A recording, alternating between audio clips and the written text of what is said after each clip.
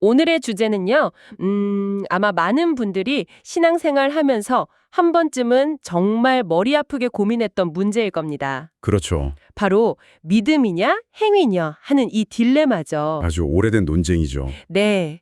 여러분이 보내주신 홍성옥님의 감리교는 행위 구원론의 이단인가? 라는 제목부터가 아주 도발적인 페이퍼를 중심으로 한번 깊이 파고들어 볼 텐데요. 네. 이게 참 한쪽에서는 바울이 오직 믿음으로 이렇게 외치는데 다른 쪽에서는 예수님이 직접 너희 의가 바리새인보다 낫지 않으면 천국 못 간다고 하시고 야고도는 아예 행함 없는 믿음은 죽은 것이라고 못을 박아버리죠. 그러니까요. 이걸 대체 어떻게 이해해야 하나?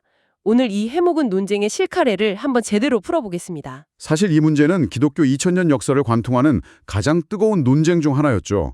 보내주신 자료의 저자도 바로 그 지점에서 고민을 시작하고 있어요. 네. 보통은 그래도 회심은 가오리지 하면서 믿음으로 구원받는다는 교리를 중심에 두잖아요. 그러다 보니 마태복음이나 야고보서의 말씀은 약간 뭐랄까 부연 설명처럼 취급하는 경향이 있죠. 좀 주변부로 밀려나는 느낌으로요. 맞습니다. 종교개혁가 마르틴 루터조차 야고보서를 지푸라기 서신이라고 평가절하했을 정도니까요. 와, 그 정도였군요. 네. 그런데 이 페이퍼는 바로 그 지점에 질문을 던집니다. 행위는 구원과 상관없다는 생각이 혹시 우리 삶의 치열한 윤리적 고민들을 너무 쉽게 무실하게 만드는 건 아니냐는 아주 날카로운 문제 제기로 시작하죠. 자, 그럼 먼저 마태복음부터 한번 제대로 들여다보죠. 예수님이 산상수훈에서 하신 말씀, 너희 의가 서기관과 바리새인보다 나아야 한다. 이건 정말 들을 때마다 기준이 너무 높아서 아찔한데요? 여기서 말하는 의가요. 네. 우리가 보통 생각하는 바울의 칭의와는 결이 좀 다르다는 걸 짚고 넘어가는 게 중요합니다. 칭의요? 네. 칭의는 보통 법정에서 판사가 탕탕탕 무죄 하고 선언해 주는 것에 비유하잖아요. 내 상태와는 상관없이 법적으로 의롭다고 선언받는 거죠. 네네, 그렇죠. 그런데 이 자료에 따르면 마태복음의 의의는 그런 선언이 아니라 우리가 삶으로 살아내야 할 의무이자 실천에 훨씬 가깝습니다. 개념 자체가 다르군요. 네. 예수님도 내가 율법을 없애려 오는 게 아니라 완전하게 하러 왔다고 하시면서 제자들에게 뭐라고 요구하시냐면 하늘에 계신 아버지가 온전하신 것처럼 너희도 온전하라고 하시거든요. 이건 뭐 거의 불가능에 가까운 요구 아닌가요? 그렇죠. 이게 그냥 권장성이 아니라 제자도의 필수 조건이라는 겁니다. 바로 그 지점에서 이 페이퍼가 제시하는 소금 비유 해석을 보고 정말 뒤통수를 한 대 맞은 것 같았습니다. 그 부분이죠. 우리는 보통 너희는 세상의 소금이다 하면 세상을 썩지 않게 하고 맛을 내라는 되게 긍정적인 미션으로만 생각하잖아요. 맞아요. 대부분 그렇게 해석하죠. 그런데 이 자료는 이걸 완전히 뒤집어서 보더라고요. 네, 핵심을 정확히 보셨어요. 예수님 말씀의 진짜 방점은 소금이 맛을 잃으면 그걸로 끝이다. 다시는 회복 못한다는 어떻게 보면 무서운 경고에 있다는 거죠. 경고라고요? 네, 소금이 만일 그 맛을 잃으면 무엇으로 짜게 하려? 라는 질문이 있잖아요. 네. 이게 어떻게 하면 다시 짜게 할 수 있을까를 묻는 게 아니라는 거예요. 다시는 짜게 할 방법이 없다는 걸 강조하는 수사 의문문이라는 분석입니다. 와, 그러니까 회복 불가능한이라는 거네요. 그렇죠.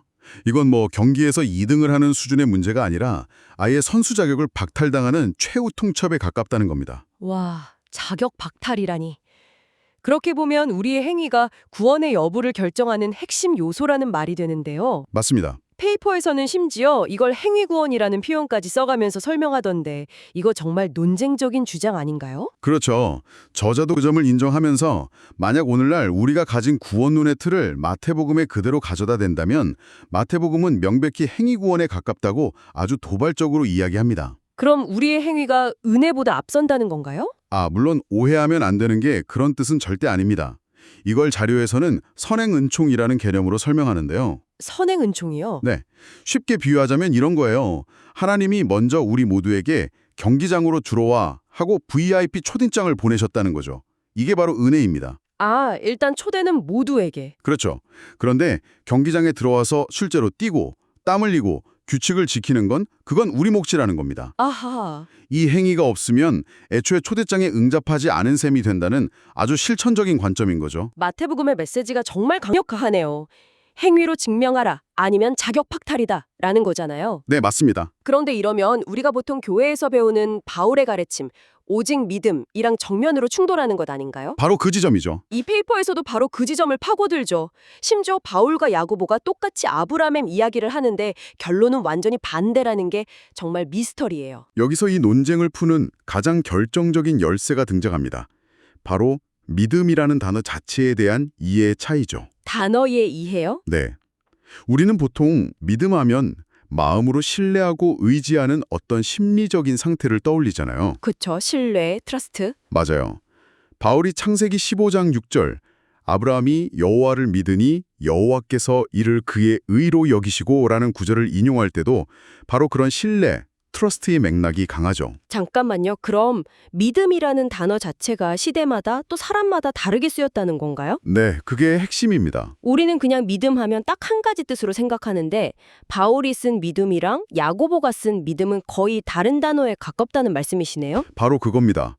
우리에겐 똑같이 믿음이라고 번역됐지만 하나는 신뢰, 트러스트에 가깝고 다른 하나는 충성, 로열티에 가까운 뉘앙스인 거죠. 신뢰와 충성. 예를 들어서 우리가 어떤 정치인을 신뢰한다고 말하는 것과 왕에게 목숨을 바쳐 충성한다고 말하는 건 완전히 다른 차원이잖아요. 아, 와닿네요. 네. 야고보 시대의 유대적 전통에서 믿음은 바로 그 후자, 즉 삶 전체로 증명되는 충성이나 신실함, faithfulness에 훨씬 가까운 개념이었습니다. 아, 그러니까 야고보는 아브라함이 하나님을 믿었다는 말을 아브라함이 하나님께 삶으로 충성을 보였다라고 이해한 거군요. 정확합니다. 그래서 아브라함의 믿음이 그냥 마음속 생각이 아니라 아들 이삭을 바치는 그 엄청난 행위를 통해 비로소 완성되었다고 본 거고요. 아, 그래서 행위로 온전해졌다는 말이 나오는 거군요. 바로 그겁니다. 그래서 야고보는 사람이 행함으로 의롭다 하심을 받고 믿음으로만은 아니니라 라는 결론을 내릴 수 있었던 거죠. 그렇군요. 야고보에게 행함이 없는 믿음은 뭐랄까 포장지는 진짜 약이랑 똑같은데 먹어봐야 아무 효과가 없는 가짜 약, 플라시보 같은 거예요. 가짜 약이요. 네.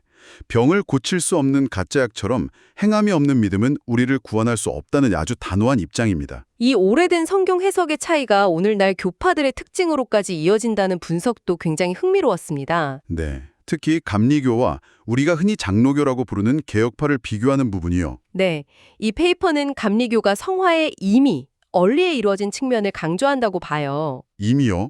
네, 즉 우리가 이미 구원받았으니까 그에 합당하게 살아야 한다는 윤리적 실천을 아주 중요하게 본다는 거죠. 아, 그렇군요. 반면에 개혁파는 인간의 전적인 무능력과 하나님의 절대 주권을 강조하면서 성화는 여전히 아직, not yet, 완성되지 않았다는 점에 초점을 맞추는 경향이 있다고 분석하죠. 이미와 아직의 차이네요. 그렇죠.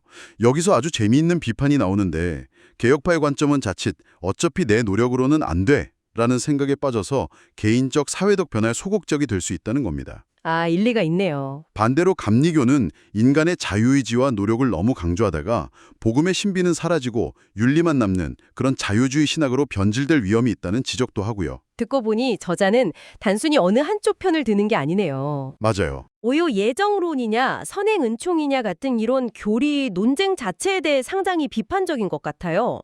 마치 그 싸움 자체가 문제다라고 말하는 것처럼 들립니다. 정확합니다. 이 페이퍼가 존 웨슬리를 높이 평가하는 이유도 바로 그거예요.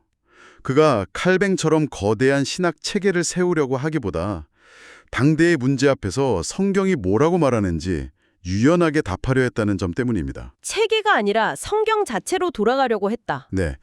그러니까 성경을 보면 하나님의 절대적인 계획과 인간의 자유로운 선택이 그냥 같이 가거든요. 그렇죠. 둘 다 나오죠. 어떻게 그게 동시에 가능한지는 사실 미스터리죠.